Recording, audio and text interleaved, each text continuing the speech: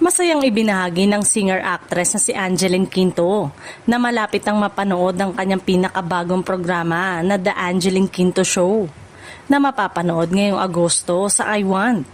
Marami sa kanyang mga tagahanga ang agad na nagpahayag ng kanilang excitement matapos ang opisyal na anunsyo ng bagong proyekto ng Kapamilya Star.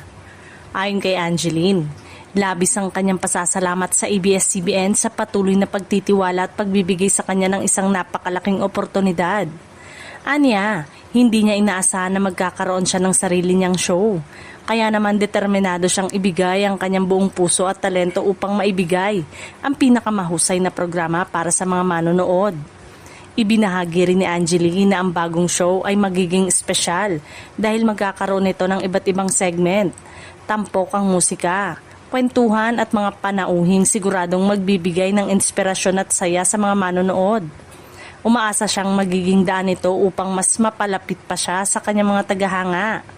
Nagpasalamat din ang singer sa lahat ng taong patuloy na sumusuporta sa kanyang karera sa loob ng maraming taon.